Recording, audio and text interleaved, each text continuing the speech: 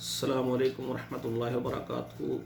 ناظرین کرام، آج کی اس مختصر وقت میں آپ کے سامنے مہمان کی میزبان کے لیے دعا جو رسول اللہ نے سکھائی ہے وہ آپ کے سامنے رکھنا چاہتا ہوں کہ اگر آپ کسی کے گھر میں جاتے ہیں، کھانا کھاتے ہیں، تو جنہوں نے آپ کی دعوت کی ہے، آپ کو کھانا کھلایا ہے، ان کے لیے آپ نے یہ دعائیں پڑھنی ہے۔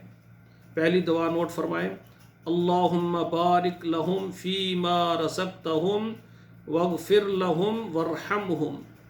دوبارہ سماعت فرمائیں: اللہم بارک لہم فیما رزقتہم واغفر لہم وارحمہم۔ اور دوسری دعا: اللہم اطعم من اطعمنی واسق من سقانی۔ دوبارہ نوٹ فرمائیں: اللہم اطعم من اطعمنی واسق من سقانی۔ اور تیسری دعا، یہ خصوصاً جب رمضان میں کسی کے پاس جا کر روزہ افطار کرتے ہیں تو ان کے لیے یہ کرنی چاہیے: افطر عندکم الصائمون واکل طعامکم الابرار وصلت علیکم الملائکہ۔ دوبارہ نوٹ فرمائیں: افطر عندکم الصائمون واکل طعامکم الابرار وصلت علیکم الملائکہ۔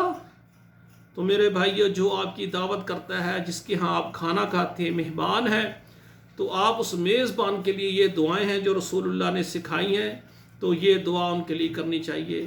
اللہ ذوالجلال ہمیں ہماری مدد فرمائے، ہمیں توفیق دیں کہ جس جگہ پر رسول اللہ نے جو دعا بتائی ہے سب دعائیں ہم پڑھیں۔ السلام علیکم ورحمۃ اللہ وبرکاتہ۔ سبحانک اللہم ربنا وبحمدک، اشہد ان لا الہ الا انت، استغفرک واتوب الیک۔